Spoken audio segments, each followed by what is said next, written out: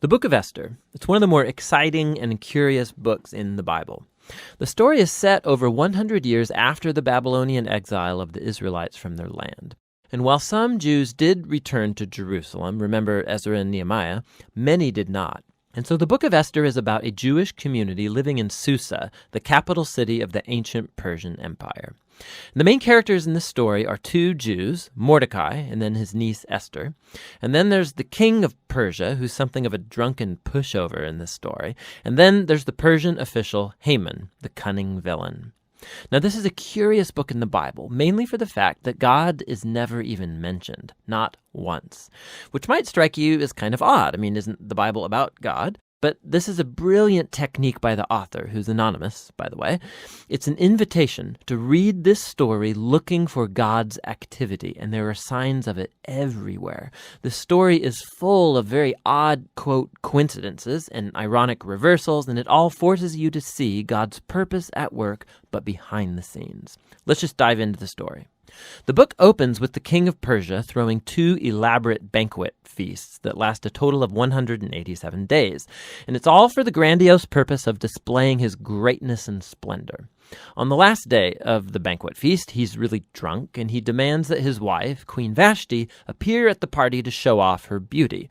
She refuses, and so in a drunken rage, the king deposes Vashti and makes the silly decree that all Persian men should now be the masters of their own homes.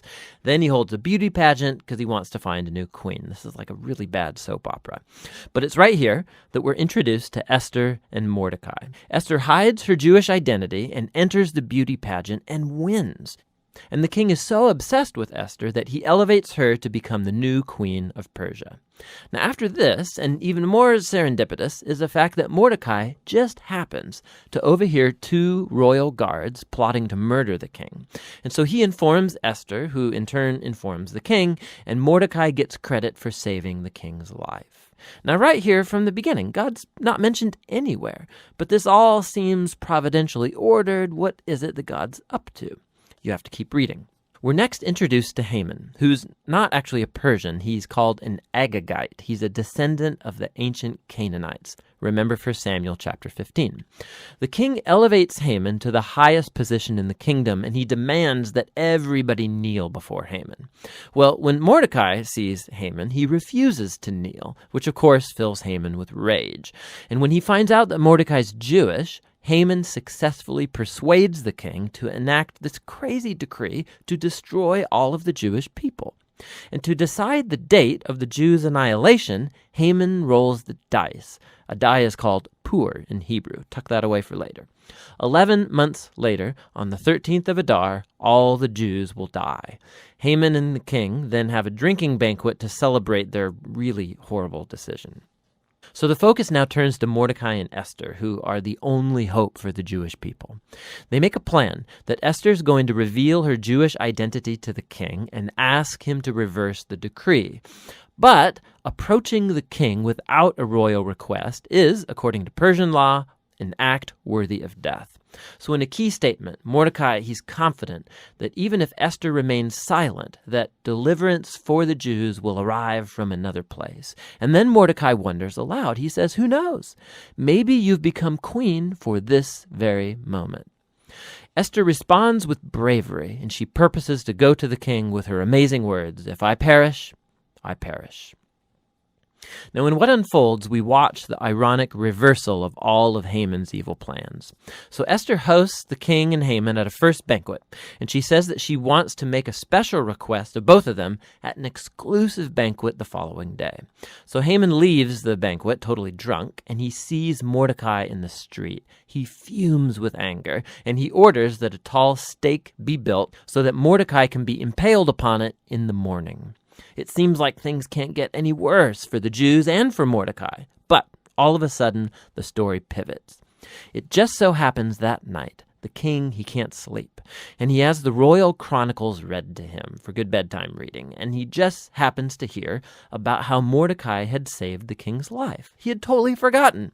So in the morning, Haman enters to request Mordecai's execution.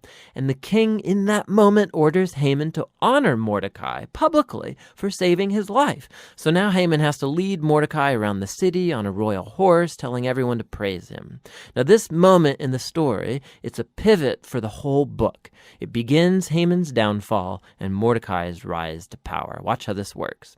The day after is Esther's second banquet. So the king and Haman arrive, and Esther informs the king that first of all, she's Jewish, and second, that Haman has enacted a decree to murder her and to murder Mordecai, who saved his life, and to murder all of the Jews. Now the king's had a lot to drink, so when he hears this news, he goes into yet one more drunken rage, and he orders that Haman be impaled on the very stake he made for Mordecai. It's ironic and a grisly way for Haman to go.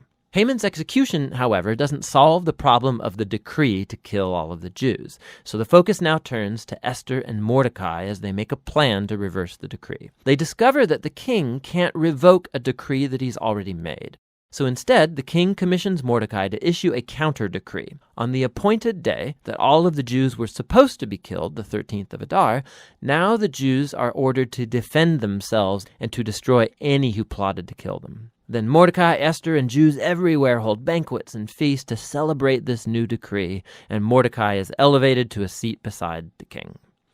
Eventually, the decreed day comes, and the Jews triumph over their enemies. First, they destroy Haman's family, and then any other Persian officials who had joined in Haman's plot. And then on a second day, they get permission to destroy any who plotted against them throughout the entire kingdom. This results in joy and celebration as the Jews are rescued from annihilation. The story then tells about how Esther and Mordecai established by decree this annual 2-day feast of Purim to commemorate their deliverance from destruction. And the name of the feast comes from Haman's dice. Remember, Purim.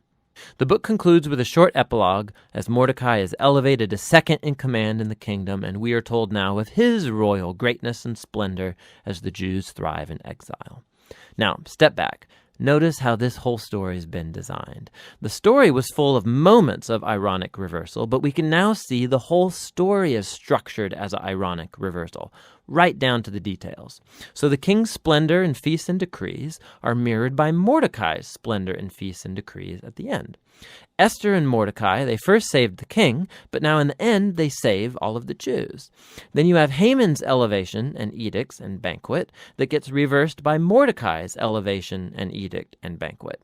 And then at the center you have Esther and Mordecai's planning scenes, and then Esther's 2 banquets that act as a frame around the greatest moment of reversal in the whole story: Haman's humiliation and Mordecai's exaltation.